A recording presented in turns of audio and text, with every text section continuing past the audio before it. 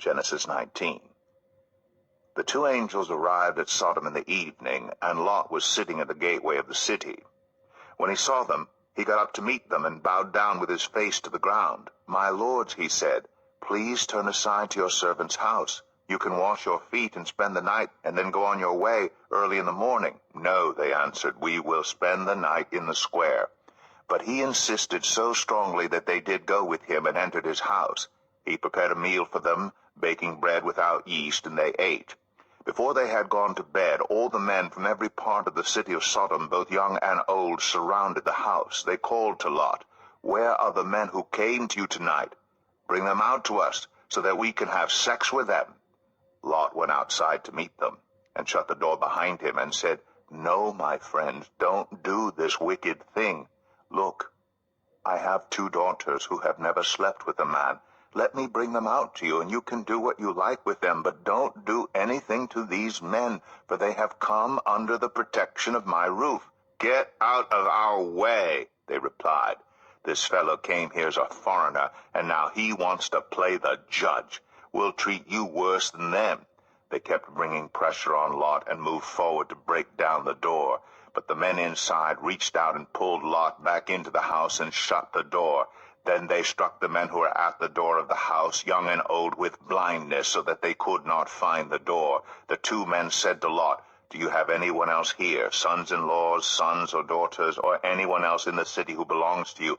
Get them out of here, because we are going to destroy this place. The outcry to the Lord against its people is so great that he has sent us to destroy it."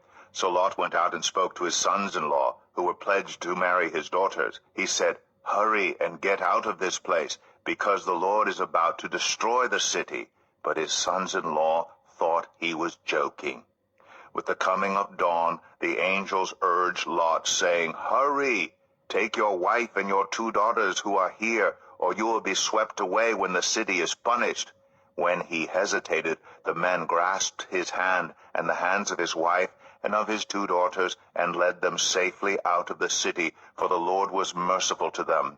As soon as they had brought them out, one of them said, "Flee for your lives. Don't look back, and don't stop anywhere in the plain. Flee to the mountains, or you will be swept away." But Lot said to them, "No, my lords, please, your servant has found favor in your eyes, and you have shown great kindness to me in sparing my life. But I can't flee to the mountains. This disaster will overtake me, and I'll die.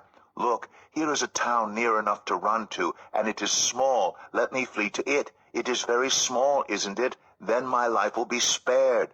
He said to him, "Very well, I will grant this request too. I will not overthrow the town you speak of, but flee there quickly, because I cannot do anything until you reach it." That is why the town was called Zoar. By the time Lot reached Zoar, the sun had risen over the land. Then the Lord rained down burning sulfur on Sodom and Gomorrah from the Lord out of the heavens.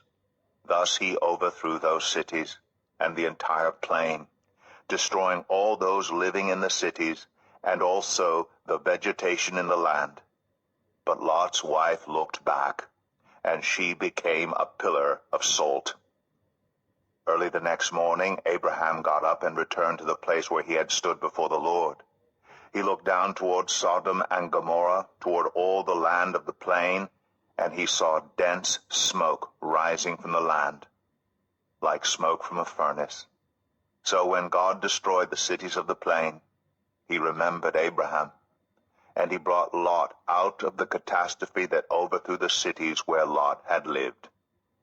Lot and his 2 daughters left Zoar and settled in the mountains, for he was afraid to stay in Zoar. He and his 2 daughters lived in a cave. One day the older daughter said to the younger, "Our father is old, and there is no man around here to give us children, as is the custom all over the earth. Let's get our father to drink wine, and then sleep with him, and preserve our family line through our father." That night they got their father to drink wine, and the older daughter went in and slept with him. He was not aware of it when she lay down or when she got up. The next day the older daughter said to the younger, "Last night I slept with my father. Let's get him to drink wine again tonight, and you go in and sleep with him so we can preserve our family line through our father." So they got their father to drink wine that night also. And the younger daughter went in and slept with him. Again, he was not aware of it when she lay down or when she got up. So both of Lot's daughters became pregnant by their father. The older daughter had a son, and she named him Moab. He is the father of the Moabites of today. The younger daughter also had a son, and she named him Ben-Ami. He is the father of the Ammonites of today.